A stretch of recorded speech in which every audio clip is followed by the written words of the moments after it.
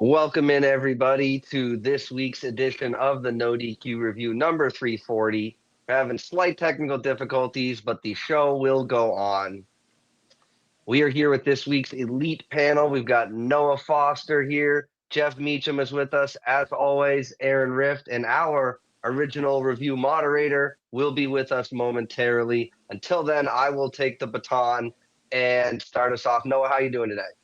Doing very well. Good to see you, gents. As always, good to see the NoDQ fam and Galaxy as well. You might well call it the summer of the simple man, because as long as you guys have this on Tuesday nights, you always have me available and on standby. So it's going to be back again. Should be a fun conversation once more. I'm ready to get right into it. Well, we're happy to have you back. The summer of the simple man. It's got a nice ring to it. Absolutely. Speaking of summer, we have Jeff Meacham here. Jeff, how you doing today? Never a bad day here at the happiest workplace on earth. I'll tell you what, man, it's a little humid for my liking, especially in SoCal, but I am ready for the review and ready to clock in and make money afterward, man. It's a great Tuesday. Let's do it. There you go. Love to hear it. Aaron, how are you doing today? I'm doing well. I'm enjoying the early summer weather here in Michigan. I was out at Lake Michigan last week. Glad to be back in Metro Detroit to discuss some wrestling news. Hopefully, Virtue will be with us momentarily. He is the assigned moderator for tonight. But just like with planes, you always have that co-pilot to take control if necessary. And that's why we got Gino with us tonight. Gino is Mr. Reliable. We love Walter Cruz, but Gino, you've been stepping it up. And we'll throw it over to you now to get us started on the NoDQ review. And once Virtue shows up, he's gone now. But if Virtue does return, he'll take over the moderating duties and give his thoughts.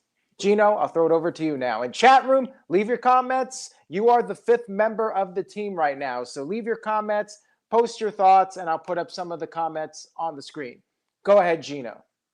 All right. Thank you so much, Aaron, and thank you so much, NoDQ Galaxy. Oh, do we have the ORM with us?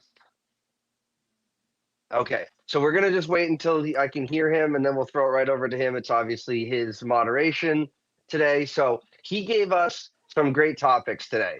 The first one that we're going to talk about is R-Truth. Is it Ron Killings? Is it both? Is he Jekyll and Hyde? What are we supposed to call him? For now, we'll go ahead and refer to him as Ron Killings, since that's how he identifies. And this past Friday, he attacked Cena. He's been attacking Cena over and over. This appears to be, staking his claim as a babyface, but is this a swerve? Is this a way for them to swerve us and have R-Truth and John Cena form some type of alliance? So I want to get your thoughts, guys, on that question. I'm going to throw it right over to Jeff. Jeff, what are your thoughts? Is this a swerve? What's going on? What could this possibly lead to? Yeah, the situation with Ron leaves a lot to unpack. I mean, being a fan of Killings as long as we have here in the NoDQ family, NoDQ Galaxy, whatever you want to call us, we've definitely seen the evolution of truth over the last 20-something years. I, for one, just had a bug fly my nose. So that's fun being outside of Disneyland. There we go. Jeez. I for one am down with whatever makes Ron Killings happy and keeps him in the spotlight, because we've said it for the better part of the last decade that Ron Killings, R-Truth, is national treasure, should be protected at all costs, and there's no exception now with whatever they're doing with him. As far as it being a swerve, I put nothing past. Right, no DQ don't say it. Yeah, exactly. I wouldn't put it past Papa H and Creative to completely hose us here with Truth possibly helping Cena retain in Saudi Arabia. I haven't heard a lot about him, whether Truth is going to Saudi Arabia for Night of Champions or not. So I'm curious if we see him, what's going to play out at Night of Champions. But wouldn't surprise me a bit if it was a swerve. And we have our ORM joining us. Jeff is the only one to give his opinion so far, Virtue, but take it away. Well, I was trying to log in here, and I'm using my phone. So first of all, Aaron, put me up in that spot right in the middle. I'll be waiting for that. Got it. We're talking about Cena and R-Truth, Ron Killings, and my suspicion that is this going to be good Ron Killings this whole way, where the fans are going to love him, he's going to stay babyface, sell a bunch of T-shirts, or is this going to be a setup to where he really helps John Cena keep the title as soon as, Saudi Arabia against CM Punk, and it's going to be heel R-Truth, an alliance with Cena? We have to talk about it because everything's always too good to be true. And what a good big FU back to the fans, and to bring R-Truth back as Ron Killings and turn him heel to join Cena to help ruin wrestling. That's what I want to talk about. So, Jeff, since you already gave your opinion, we'll go to Noah on this one. I know there's going to be fans out there. No, we wanted him back, and he needs to stay babyface and be against Cena and help right the ship. For somebody like me, you piss the fans off. You run with this Cena thing as long as you can. It's his last hurrah. So put a little icing, little sprinkles on it by having R-Truth, Ron Killings join him. That, to me, would be fantastic. What do you think, Noah? I think it'd be a refreshing way to add to the timeline, to the deadline on John Cena's last run. You figure about the connection that R-Truth had with John Cena when both of them were babyface. Now we got Ron Killings, the man behind R-Truth, respect to his name, with the person that literally was founded upon hustle, loyalty, and respect. I think it'd be an interesting two-man trip, especially through the rest of John Cena's run. It's one of those things where I think Friday's going to tell us a lot, since it's not about the title. But we know shortly after that, there's a title match with CM Punk. Based on what happens on Friday and Night of Champions, I could literally see Ron Killings being John Cena's running mate. I'll take him over Travis Scott because not only is he more effective in the ring, there's more of that connection and recognizability and that shock value, if indeed that's the case. I brought this up on Shenanigans and even last week on the review. Is both Ron Killings and John Cena last time now ending at the same time? I would love to see it. I mean, look, he cut his hair off. This could be, a cool CM Punk type thing. And I know what fans want out of Karrion Kross and stuff like that, like anti-establishment. I'm back in spite of what they thought, but the fans wanted me here. And I just love when wrestling's at its best, when the fans get worked, but to the point where it makes them root for the baby faces more. So if you could amp up Cena's heel run even more by doing something like this with R-Truth to get the baby faces against Cena even more, like, oh, you have to end this, you have to stop, because ultimately it's probably going to be, we're thinking Cody that ends this thing with Cena. Well, we'll see, but that's how you build to that moment. I mean, Cody finished his story. We saw what the fans and how they reacted. Just imagine if you keep pumping this ruin wrestling and, oh my God, R-Truth is back, but Cena had him join his side. How dare you, John Cena? That's what I want, right? It doesn't always have to be stupid cookie cutter, because the fans wanted something. It must go their way. Trick them.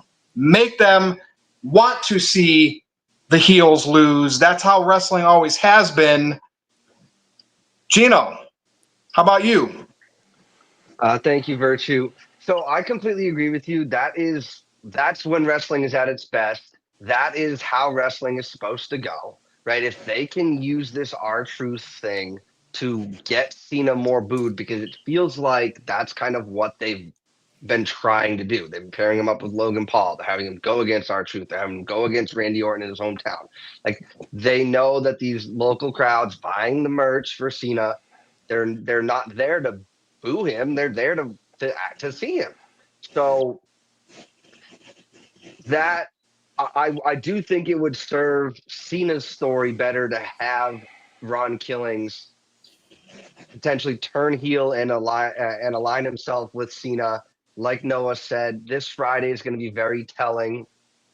I'm kind of going back and forth though, because they very clearly brought him back for money. TKO doesn't necessarily operate the same way that wrestling traditionally has. So if they want to keep trying to sell R-Truth merch, they might keep him babyface against the betterment of the story. But if they were going to align him and Cena, you could do this. Cena hasn't been getting the better of him yet, but if he keeps beating him in these matches, he beats him on Friday, maybe beats him so bad that it creates like a Stockholm syndrome. Like, we've all wanted to see him kind of bloody up R-Truth back for Saturday night's main event. But since that was a network broadcast, they probably weren't going to do that there. Maybe you could do it here, and maybe you could have Truth kind of align with him like a abused animal type of like puppy dog type of thing. Like he's got the Stockholm syndrome. He's just going along with whatever Cena says so he doesn't get whooped again. He could be, it could be very well told with something like that. And I think that would help Cena get booed more. Like we wanted R-Truth, and now you're making him not a version of himself that we wanted to see this whole time. But let's be honest, good heels still sell merchandise.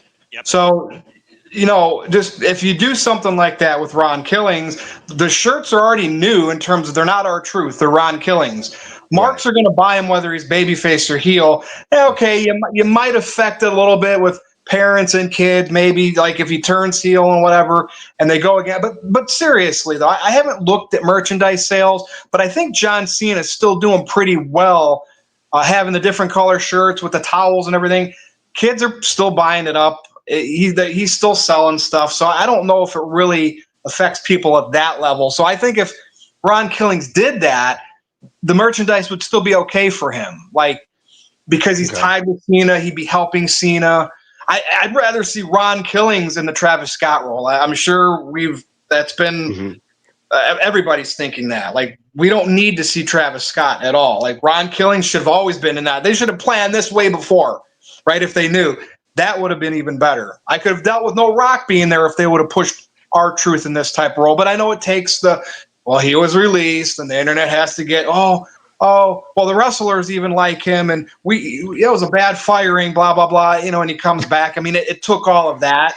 Or if they did this naturally, never released him, maybe the sympathy for Ron Killings wouldn't be there as much. But anything else you'd like to add, Gino? No, thank you. I appreciate you. Aaron. Well, first of all, I wanted to say that I think that's a great idea about having R-Truth turn heel and join up with John Cena as a heel. I love it. I think that would be very entertaining. And as everybody has said, Ron Killings taking the role of Travis Scott as the second to John Cena, I think that's a huge improvement. The reason I like this, first of all, as you said, Virtue, it's a swerve. People wouldn't see it coming, and it would upset people because they invested so much in trying to get R-Truth back. He comes back and then turns against him. Now, how would you logically have it make sense? Well, maybe John Cena beats him so bad on SmackDown that R-Truth has second thoughts about what he's doing and decides better to be with John Cena than to be against him, and they form a bond and a partnership, and Ron Killings is reunited with his childhood hero, John Cena, only they're both bad guys. I would be a big fan if it happened. Now, I really don't realistically set my expectations that high because I feel like what is more likely to happen is John Cena just beats him, and then Ron Killings goes back down to the lower card, and maybe he does a few appearances here and there. Maybe he fights for the U.S. title or the IC title. Maybe he beats Dominic for the title at some point, and then they just stop pushing him. Like, I'm just thinking WWE's realistically. Realistically, like I feel like they're going to give up on him in a couple of weeks. Remember Zack Ryder when everybody wanted Zack Ryder to be pushed, and then they pushed him for a little bit, and then they just gave up on him. I feel like the same thing is going to happen. But I'm just saying, on the record, I love the idea of the R-Truth heel turn, have him be the second to John Cena for the rest of John Cena's run. And, he could take all the bumps and everything. Cena gets out of the way. R-Truth takes the bullet for him, that sort of thing. You give Ron Killings something to do that's different. You get some heat. Maybe people would finally boo these guys, boo John Cena with R-Truth by his side. That Cena took it away. He's trying to ruin wrestling, right? So you take away. And Aaron, imagine this, and I'm sure in Saudi Arabia, I just don't expect, as much as I'd want CM Punk to beat Cena and win the title, I think that Cena, it's going to hold it all the way to the bitter end until like Cody can do it or whatever. But like, just imagine in Saudi Arabia, it'll probably be like Travis Scott, and we'll just be like, ugh. But just imagine though, whatever happens on SmackDown, no one's suspecting anything with R-Truth. The match happens at Saudi Arabia with Punk and Cena. Punk's right there, ready to get the win the title. Flashback to 2011. R-Truth, or even to the point where R-Truth comes down and tries to keep Cena from cheating, and everybody's like, "Yeah, CM Punk," and then he turns on him. Boom! Internet's talking. Cena retains. The look on his face, looking at Truth, everybody's fooled. To me, that's wrestling. But like you said, realistically, if they did release him and they only brought him back for whatever, it's going to be probably very bland. They're not going to do much. They're not going to think creatively and make this something memorable that we would remember for a long time. And I wish they would. Yeah. You know, and like talking about it, getting other wrestling fans talking about it. Not that it's going to make a difference, but, you know, I mean, internet bitches, WWE seems to cave the last couple of years for the most part. I mean, why not? Yeah. Why not stir the pot up? It is a new regime, so maybe it won't be the same thing as, well, we're going to push Zack Ryder for a couple weeks, and then once the buzz dies down, we're going to forget about him. You know, Jeff? Yeah, buzz dying down. Our hair's being buzzed off. Yeah, that buzz died down. Well, that was Zack Ryder push number 3 or 4. Like, they would push him, give up on him, push him, give up on him. Well, yeah, but anyways, that was the last real one they gave him anyway. Mm-hmm. Yeah. We got some super chats here. Thank you guys for the super chats. First of all, shout out to Walter Cruz. I did give Walter some props earlier.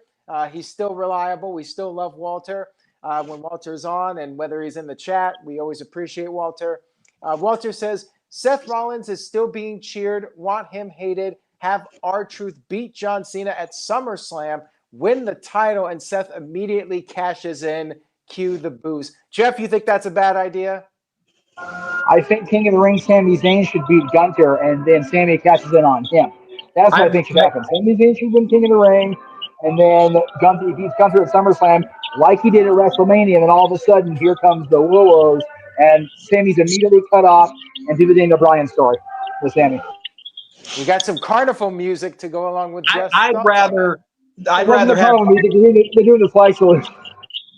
I'd rather have the cash-in happen after Cody beats Cena for the title and loses it right away to Rollins. And if you're going to make Rollins a big deal, or maybe ultimately like it's Reigns and Rollins next year at WrestleMania or something like that, give Rollins the bigger title. I don't know, but R-Truth, nothing against him.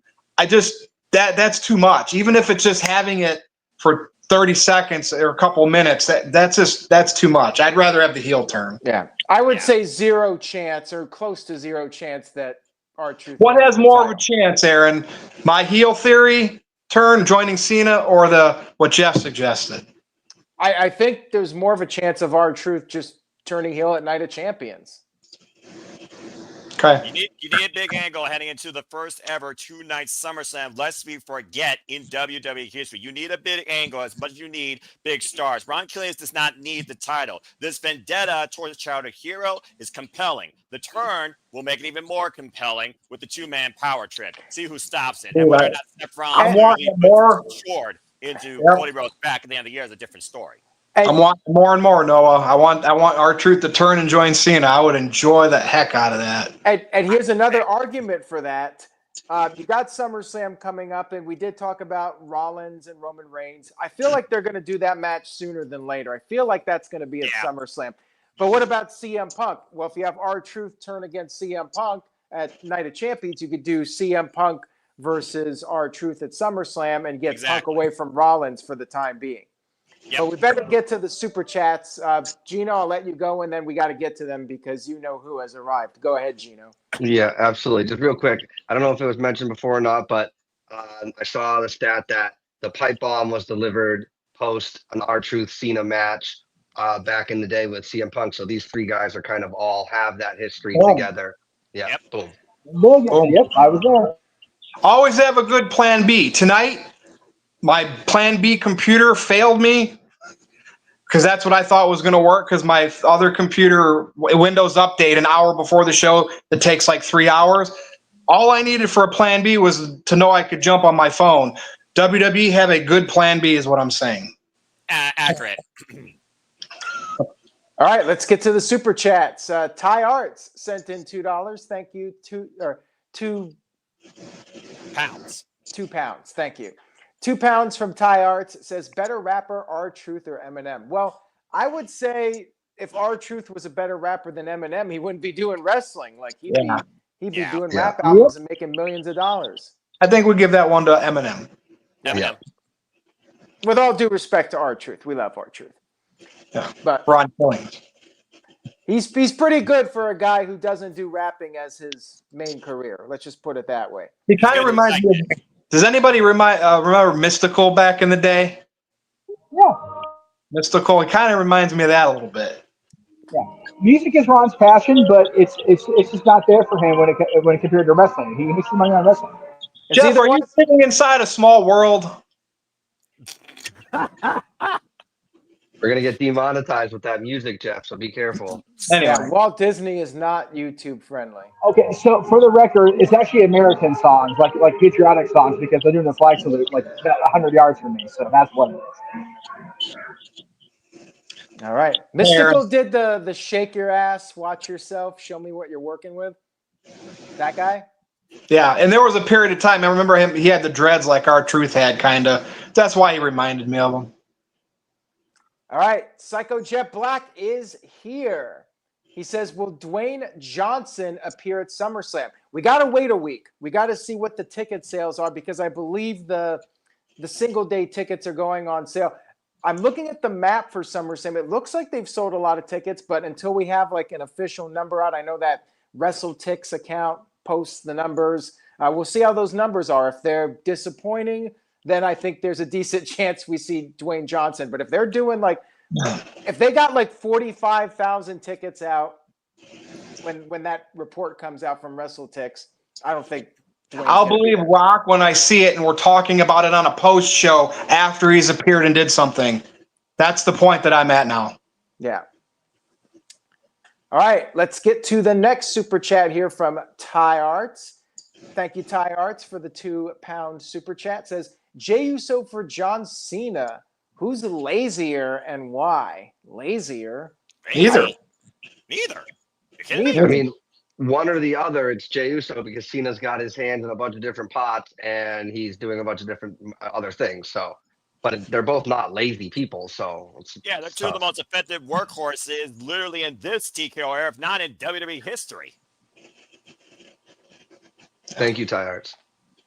Yeah, I'm going to say neither of them. I should ask Grok who's the laziest wrestler in professional wrestling and see what the AI pops out. Was there a gimmick? Was there a lazy gimmick out there ever, Jeff? Orange Cassidy? Cactus Jack in ECW. You know, when he was being the anti-hardcore wrestler, he just did the very minimal and just would infuriate the fans by doing nothing. I don't know if that's lazy or just being anti-hardcore, but I guess, that's the only thing I can think of. Yeah, Gino's point. He said Orange Cassidy, but that's not WWE. Anyway, continue. No. Okay, so I asked Grok, who is the laziest wrestler of all time? And I got 5 answers. We'll see if you guys can read these answers here. Kevin Nash, Brock Lesnar, The Great Khali, Hulk Hogan, CM Punk. That's other than Punk, I can't argue with it. That's interesting choices. Interesting. I wouldn't even know who to say.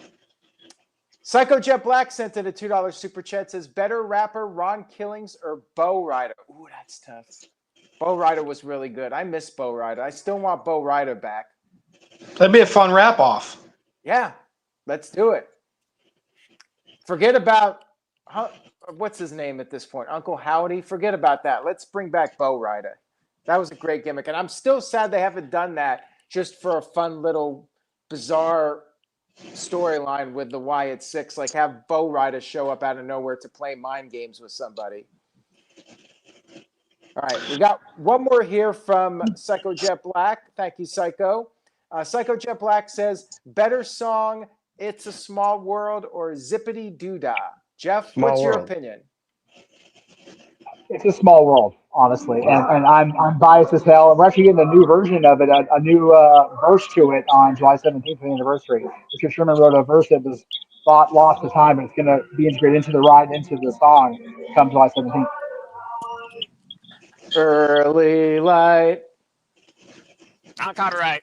Now it's not copyright. It's public domain. Is it? I don't The know. I hope national so. anthem, yes, Because I it's could hear public it. If I domain. can hear it, the Does Jeff YouTube literally have automated this system can hear it. You know, this is what Fair enough. I'm not even at the beginning of the show. Gino's got to step in for a few minutes, but yet I'm always off the hook because of Jeff Meacham. Doing All a show right. live at Disney World or on a train or on a beach with crashing waves. It doesn't matter. Or at a hockey game or Jeff Meacham takes over the world. All right, Virtue, we're caught up. All right.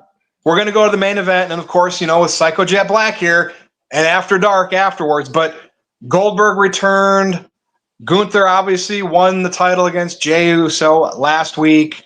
And here's what it's not that Goldberg's going to have one more match or whatever. I thought we were already at that point, but, you know, Atlanta, Georgia, Saturday night's main event. I get why they're doing that. But I hate the fact that because of dirt, because nobody knows how to keep a secret, because they don't try to find the moles and shut them up and fire them or whatever they do. We already knew that. We basically knew this. And I know even if we didn't hear any rumors about Goldberg and we thought he was long past retired and Gunther won the title last week, at least we would have said, wow, why did they do that? Could Roman Reigns be coming back? And you'd at least be able to figure in a couple scenarios. But no, we knew already because the internet's smart to it and leaks and this and that. So like when it happened last night, I expected it. And even though I was never a Goldberg fan, but the aura of WCW, when you heard Goldberg's music, you knew it was the main event. Like you just knew it was big.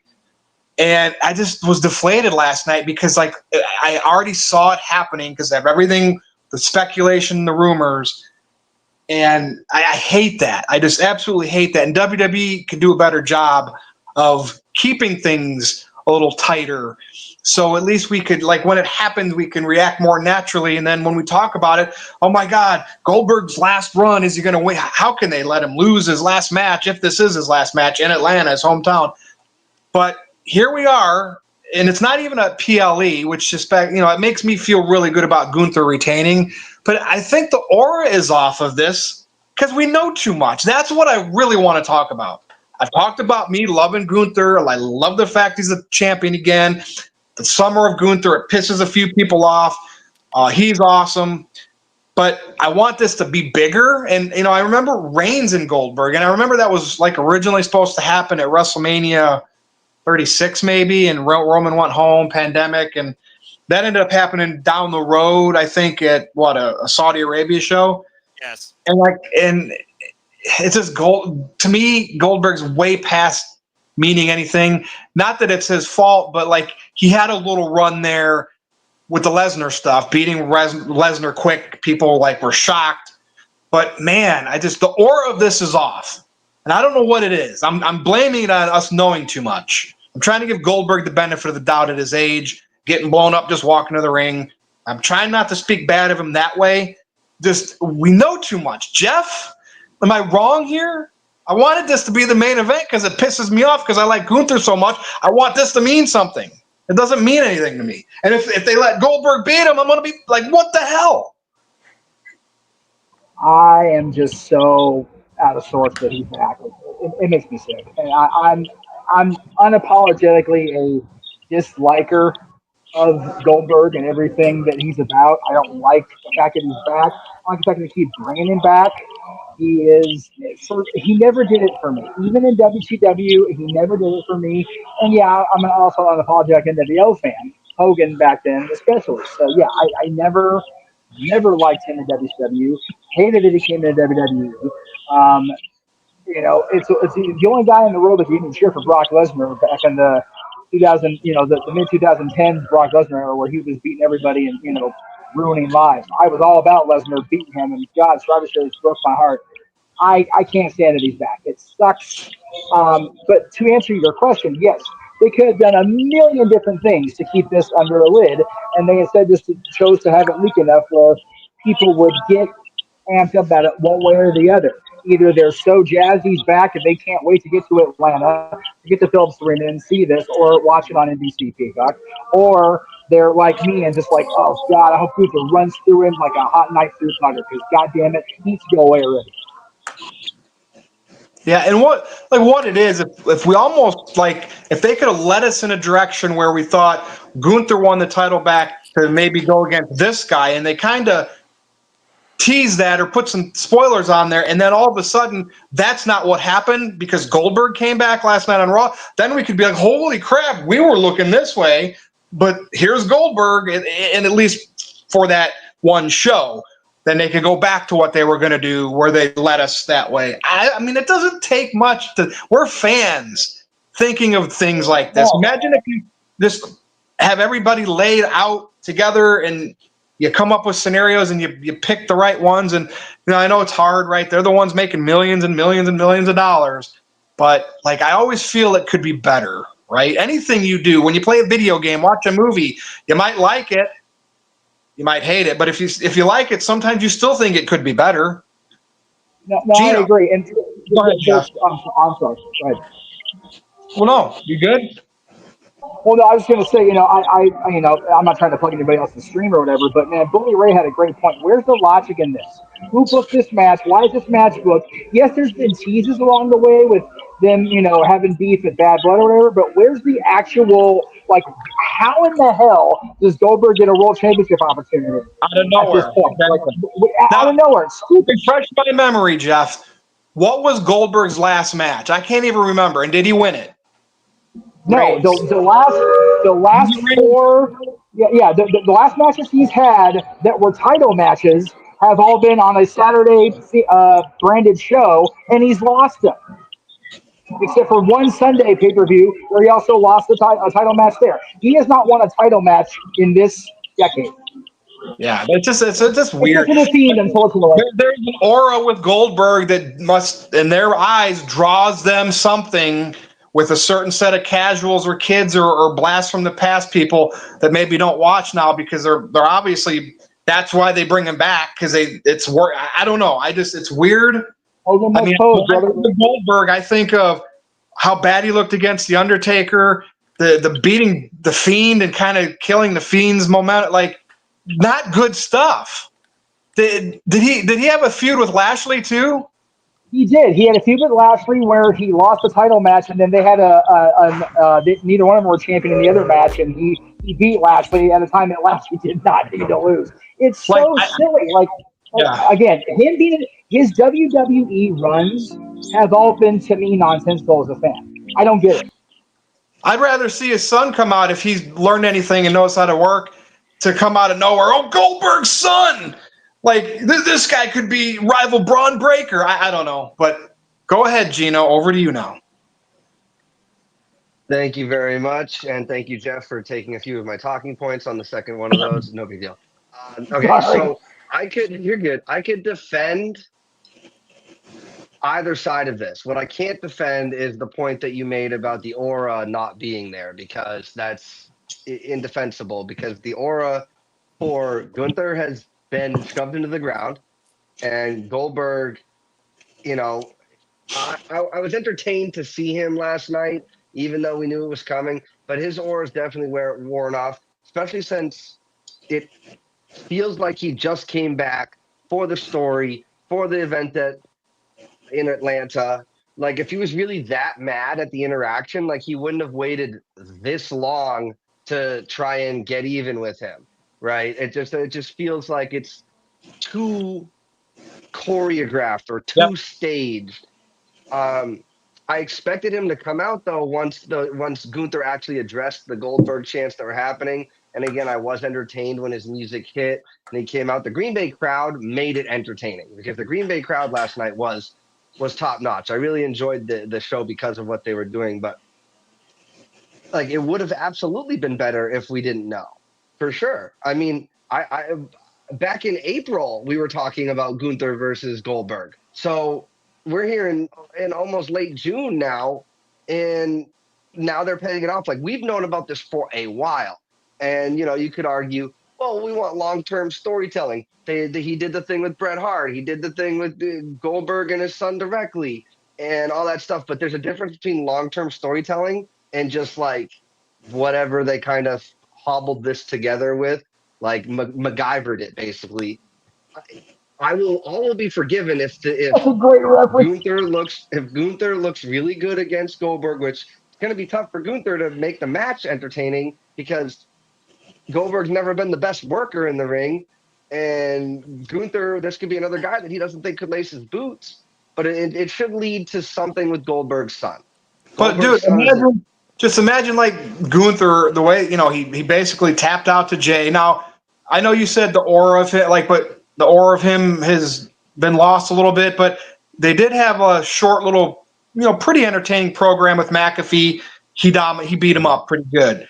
He beat Jay in a match where nobody was saying that was going to happen. So I think Gunther's got his momentum back, but the problem is now Goldberg's right there, and it's like holding him down like gravity. And is this a setup for Goldberg to win his last match? Yay, in Atlanta, wins the title. What does that do for Gunther? And then Rollins cashes in, right? Because you can't have Goldberg go beyond that. I mean, that would just be insane if he gets another match at SummerSlam or whatever. But don't put it past them because that's what they do. 2 nights, SummerSlam, they might feel that need. But I don't know, man. I just see all the wrong things and only a small little glimmer of something good that can happen out of this. But we'll see. They're on thin ice with this storyline, so we'll see. Yes, I'm good. Thank you. Noah? Well, this is a match. I mean, literally, talk about bringing the WCW fans back for one night. Are you freaking kidding me?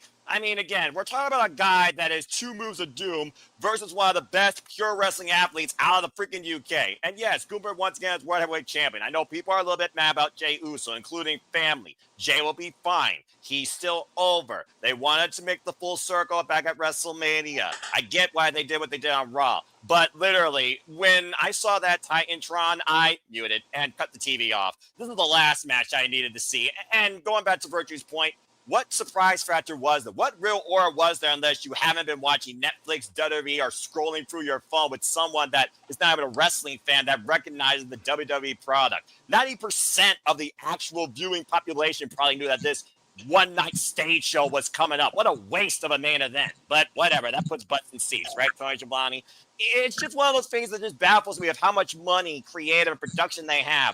This is the most predictable, choreographed reality nonsense I have seen in a long time from this company that has restored a bit of a spirit faith me with the amount of stars they have. But Goldberg, and if Goldberg wins and Seth cashes in, Seth will be the biggest baby face in WWE because no one wants to see Goldberg again as a freaking champion longer than a freaking 5-minute sprint, if that habitable. Are you freaking kidding me? Between Evolution and between AW All In or literally playing Mind's Eye that has some of the worst views ever, I got 3 better things than to watch that freaking carmack of a match where Goldberg will be lucky to get up after one power bomb from Goldberg. There's no aura, there's no surprise factor, and there's no profitable value in the audience watching this either. Wow, Jeff's riding somewhere now. Hey, so is it just me, or you got Bayley and Becky in a feud? John Cena's the champion. Yes. Nikki Bella's back. Like, I feel they're bringing back nostalgia acts, Hall of Famers. Are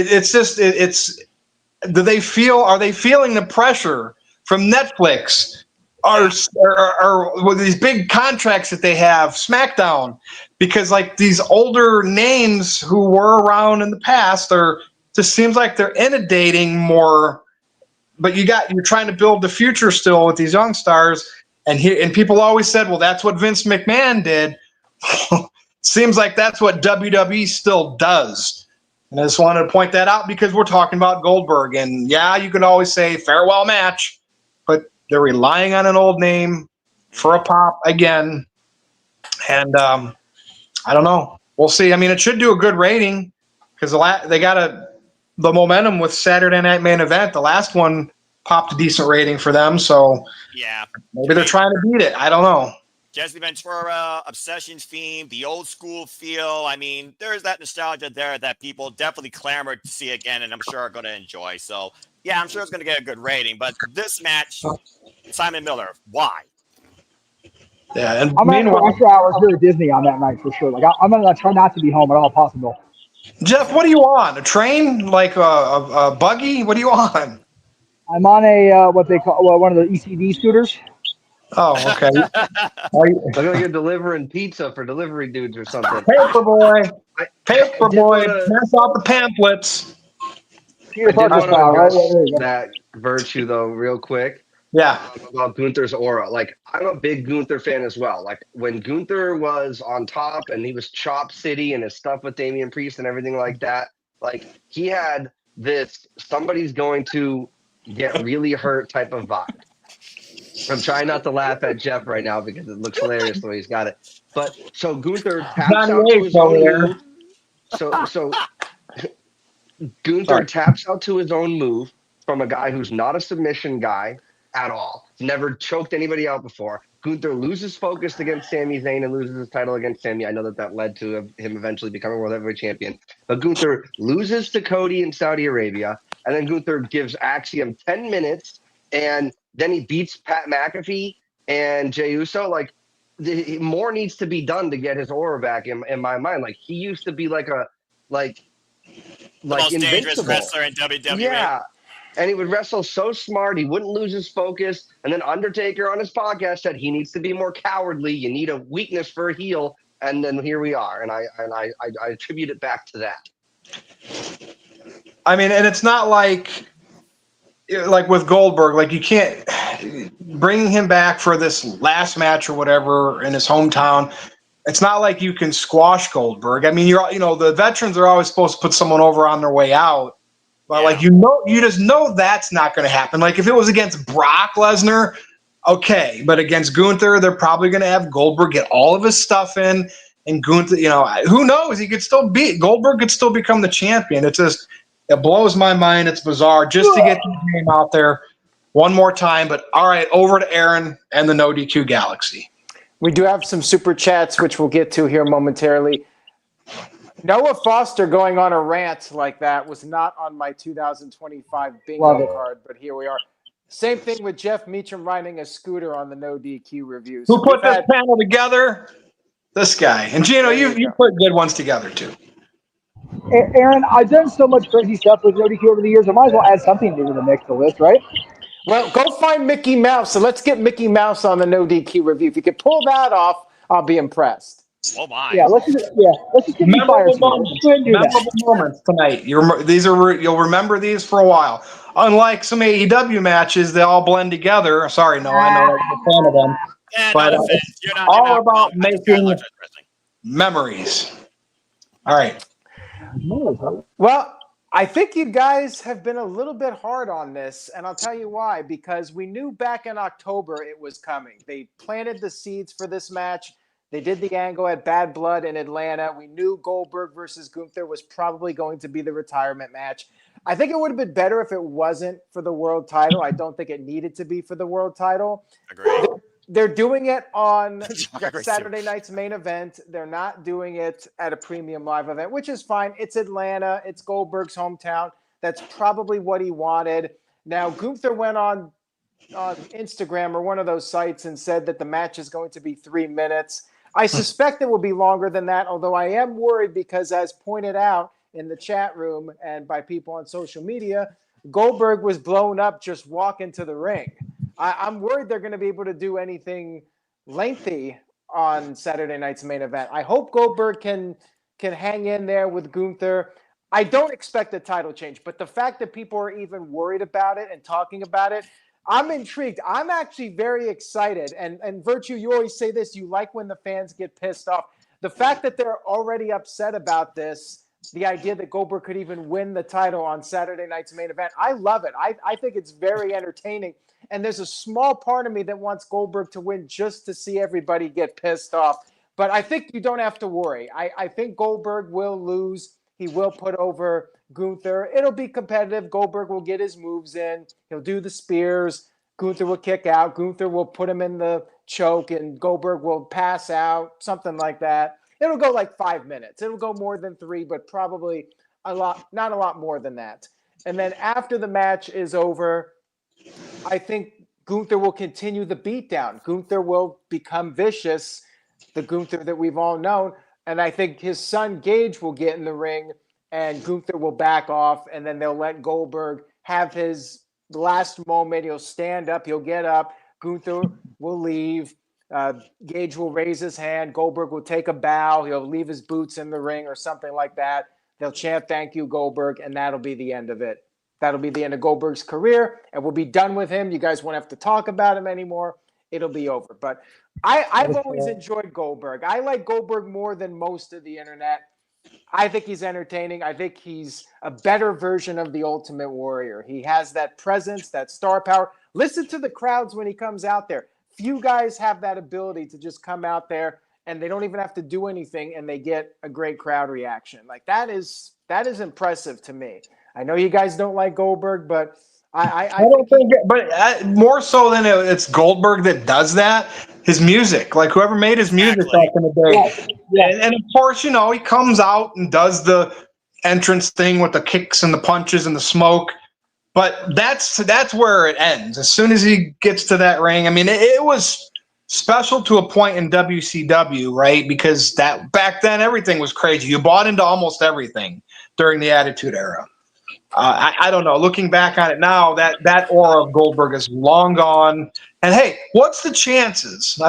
This is probably 1% that this is designed for Gunther to give Goldberg his best match of his career. And when it's all said and done, win or lose, people are saying, "Oh my God, Goldberg just had the best technical wrestling match of his career."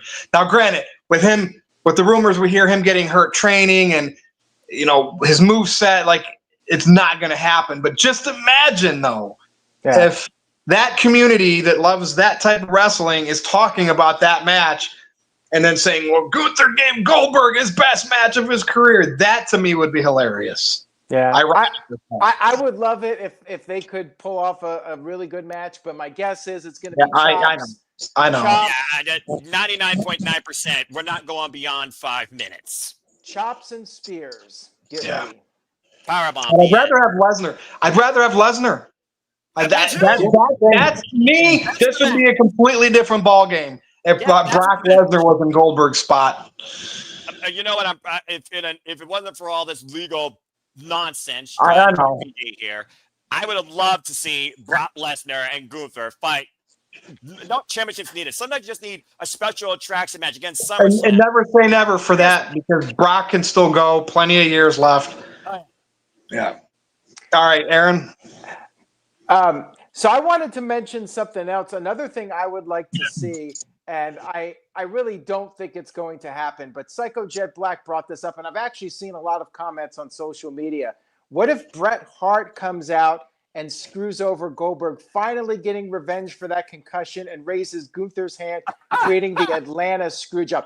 I would say there's probably zero chance of that happening because this is Goldberg's last match. He's got to have his moment. Gosh. But imagine if Bret Hart, of all people, screwed over Goldberg and flipped him off and Gunther won and Goldberg's retirement was ruined by Bret Hart. I would absolutely love that. Yeah, didn't Bret Hart and Gunther have some interaction or something? They did. Yeah, okay. See, I'm for that now because of that.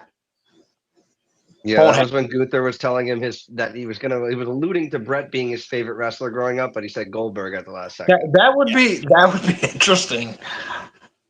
Yeah, I say zero chance of that happening realistically, but I would love that. So thank you for that. I can see Bret sitting in the audience. I can't possibly want to work anymore on July 12th. Oh my God. All right, so Psycho Jet Black also, or actually, Tricks for Kids sent in a $2 super chat. Says Bill Goldberg versus Bret Hart in a diaper versus diaper match.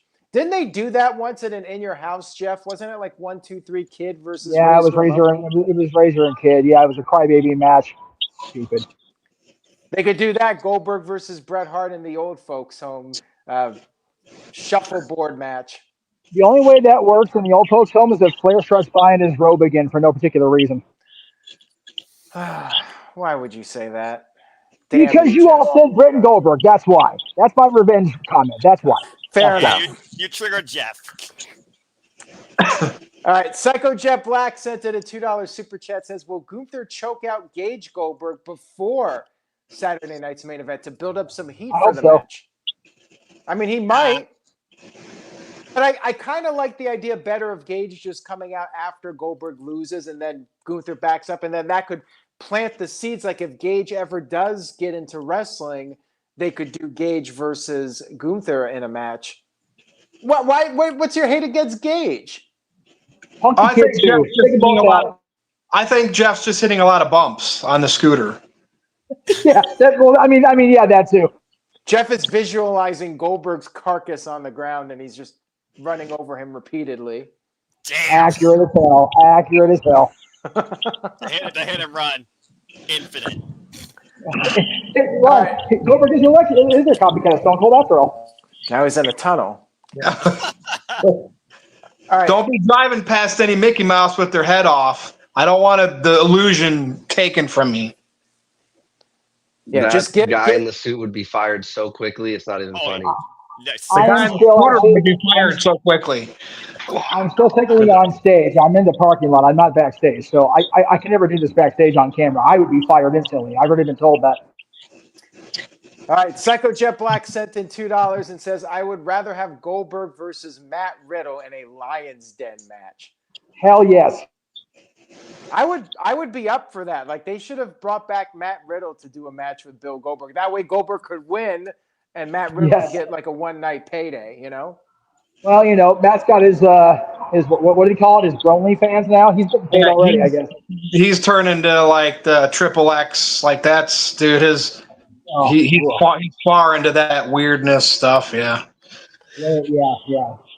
I mean, whatever makes you money, I guess. Hustle. Hey, exactly, man. It's all about the hustle. Hustle, loyalty, and respect.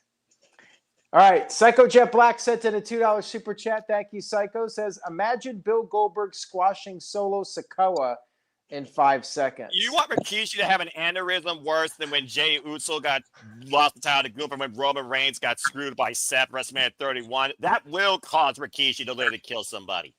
Yeah. Rikishi might get back in a car and take out somebody again.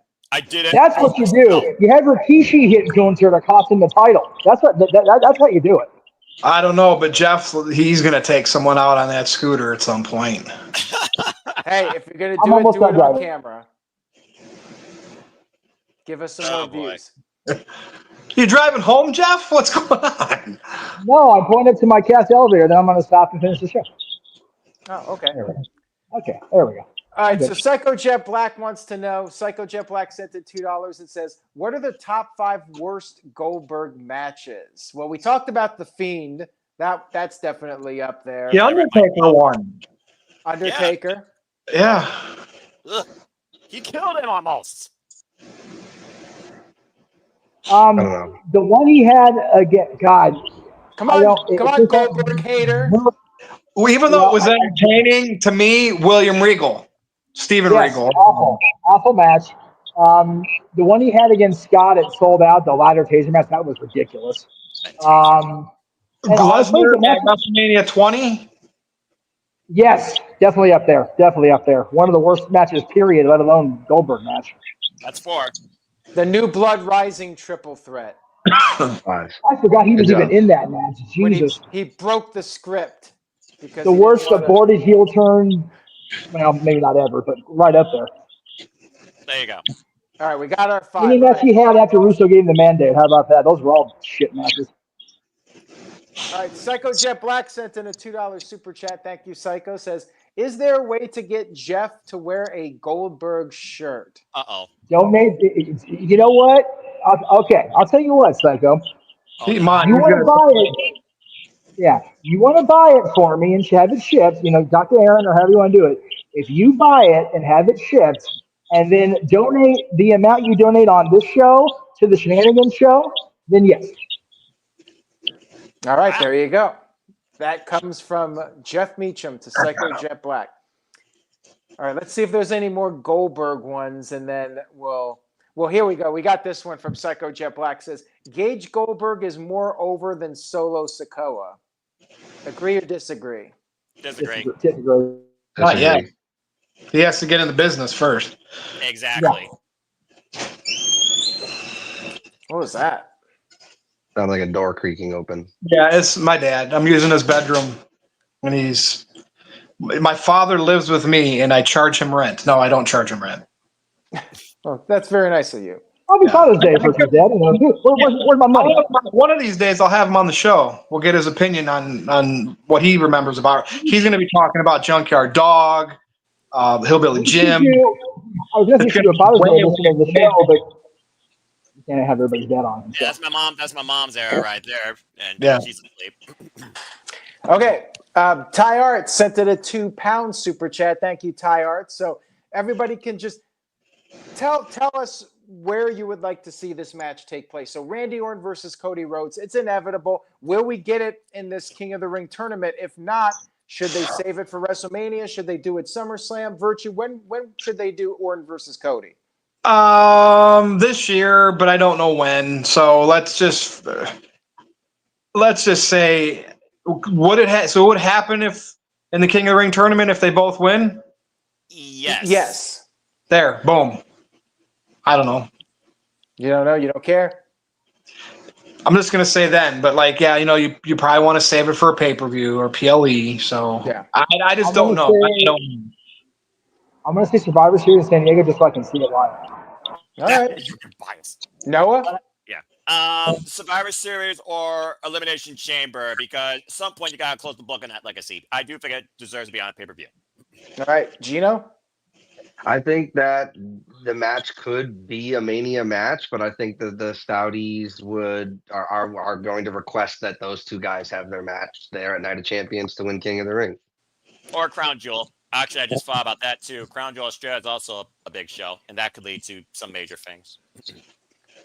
All right. Tricks are for kids. Sent in a $2 super chat. Thank you. Says, could Ron Killings help revive the New Day? No. Don't do that. No, don't do that. No. Better writing can revive the New Day. You don't need to add anybody. Yeah. Yeah, seriously. Yeah. Thank you for that. Tricks are for kids. And then Psycho Jet Black sent in $2 and says, Jeff Scooter is more over than Solo Sikoa. It's got more miles right now than he has TV time, so yeah, I guess so. Whoa. Well, he gets a decent amount of TV time. Let's be realistic. I agree, but I said what I said. You said what you said. All right. Thank you for that, Psycho. And then Psycho sent in another $2 and says, Edge Bear is more over than Solo Sikoa. Oh boy. Every Jeff Bear image is coming out since we have Edge this Bear outside. did get run over by Santa Claus years ago. Did Santa run him over? Or he just throw him off the screen? No, Santa ran him over. With the sled? With his car. Santa's car? Whoa, okay. We'll have to go back and talk about that because I don't remember Santa doing that, but okay. You'll have to go back and look at the Talk Wrestling episode with Edge Bear. Okay. Yeah. From I think it was like 2010 or 2011 Christmas time. Somebody should go look it up and find the video. Yeah, but not right now because we're trying to get off the air. Yep. All right. Psycho Jet Black sent in a $2 super chat. Thank you, Psycho. Says Tank Abbott is more over than Solo Sikoa. I disagree with this one. Tank Abbott was not a fan of Tank Abbott. The 3 count thing was funny for like a week and then it got old. To Solo's credit, he does some good stuff. You know, he's not the most charismatic or best wrestler, but I think Solo's fine. You're being very harsh on the guy. Character weekly on WWE SmackDown with all the fallout with his bloodline and everything like that. Ty Arts sent in a £2 super chat. Says best Evolution member, Ric Flair for him. I'm going to say Triple H. Virtue, who's the best member of Evolution? Batista or Orton. It's hard. I'm going to go Batista. Gino. I'm gonna say Triple H. Noah? Man, I'm gonna say Triple H right now as well. He's done in and all out everything in the ring. Yeah, Jeff. I say because he benefited most from the storyline, Batista. I hear that car. Jeff, who became the biggest movie star out of those 4? There you go. Batista. Make it Disney Marvel movie at that. If you look at it beyond wrestling, it's Batista. I know Triple H and and Ric Flair. It's hard to pick against them in wrestling terms, but Evolution. And Triple H during that era really fueled the early audio and video collaboration there and I did in those first 3 years of Evolution. So it's hard to pick against Hunter, but most beneficial from the story was definitely Dave Bautista by a country mile. That's one of my favorite theme songs, by the way, Evolution. Oh yeah. Oh, another great gem for Motorhead for WWE. I love it. That's probably my favorite one that they did out of all of those. Hard to argue. All right. Psycho Jet Black sent in a $2 super chat. Says Austin Theory is almost more over than Solo Sikoa. I mean, if he could break away from Grayson Waller and finally get his stardom back that he had alongside old man Vince, maybe. If they do anything with them beyond having a backstage scuffle or skirmish as somebody else walks by them, yeah. Yeah, I'd say he's not even close at this point. Vince believed in him so much, he had him beat Cena at WrestleMania, too. While Right? Vince was still around for that, right? That was probably a Vince idea, right? Theory beating Cena? Yeah. Yep. All right. Psycho Jet Black sent in $2 and says Jeff Meacham is rolling to Limp Bizkit. Does that scooter have audio capabilities? If I Bluetooth it out, I could. I want to see him go up or down a hill. No, you don't. Not on the air anyway. It'll be traumatic for everybody involved. Psycho Jet Black sent in a $2 super chat. Says, I don't think Rikishi cares that much about Solo Sikoa.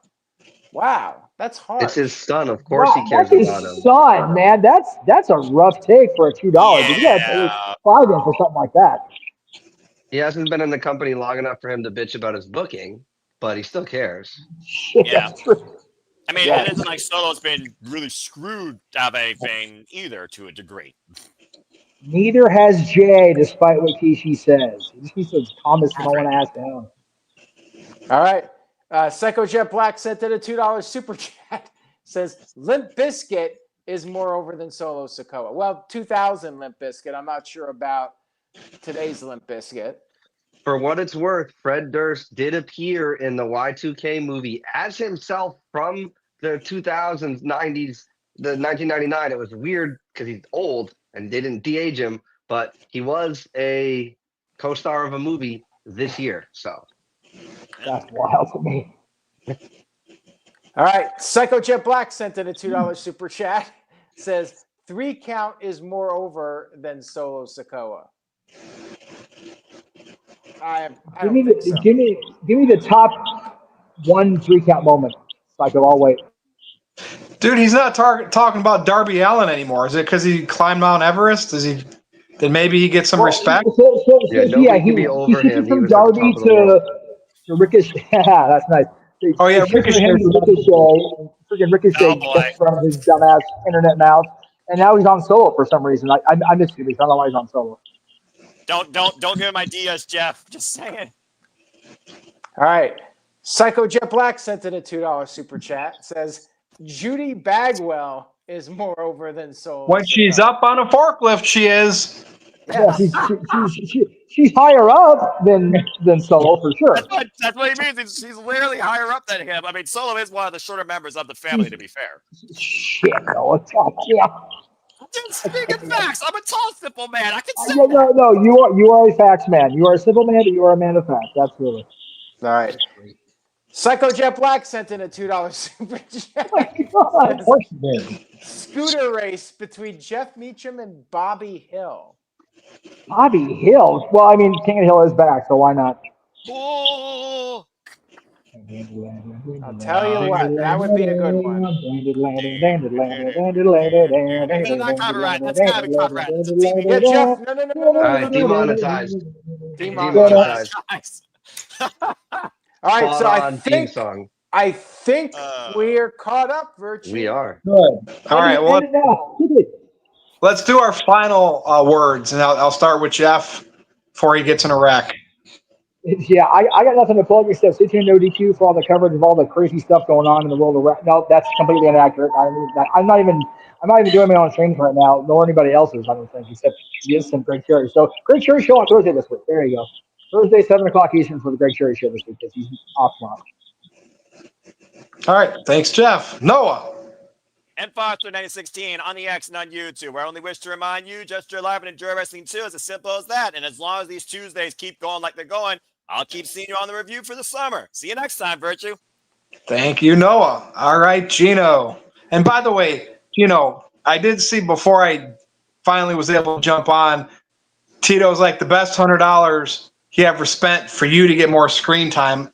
That was the plan. Like, you were my chosen, nothing against Colin. I love Colin. But that was Tito's boy to make the moderator. Mine was always you. So, I yeah. am your Drew But Tito McIntyre. just put I am over. your Austin So, Theory. Tito literally put over my idea. All right, Gino. All right. Thank you so much, guys. You can catch me on my podcast Wednesdays at 8, and I've been live streaming a whole bunch of Rocket League. If you guys want to check that out, check me out on YouTube, Papagino0017. And thank you so much for the NoDQ community. It's awesome that we have a place to come and talk wrestling with each other every single week. We appreciate you, Aaron and Virtue, and everybody on the NoDQ Galaxy.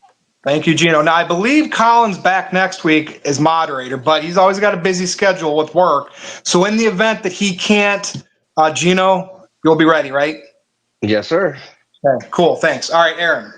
All right, I'll save you some time, Virtue, and I'll plug the NoDQ merch page, nodq.com/merch. Order a shirt or other merchandise. Get it in about a month to 2 months, and spread the word. That's all. Tell a friend about nodq.com. That's it for me, and thank you all for watching this week. Virtue. All right. And then x.com, if you dare, at NoDQ_Virtue. I haven't really called anybody a Mark lately, so interesting. I'm having fun playing Switch too and posting 30-second clips. But anyway, that is it. This has been the NoDQ review. What number? 340? Last thing, Virtue. Yes. I say Mario Kart World is a 10 out of 10. Your thoughts? Oh yeah, easily, dude. Easy. I mean, maybe 9.5 out of 10, but it could become a 10 out of 10 depending on what they add to it later. Yes, So, More very tracks. true. More tracks. More tracks, Right. maybe a few extra areas you can explore, maybe a few more missions you can do in the Up free above roam. the earth, beyond Rainbow Road. I've looked at clips too. Yep. All right. All right. Anyway, stay tuned to NoDQ for the next review next week. But I am Virtue for Aaron, for Gino, for Jeff Meacham, for Noah, for Colin, the whole NoDQ crew and galaxy. Good night, everybody. We'll see you next week. Have a good night, folks. Catch you on the next one.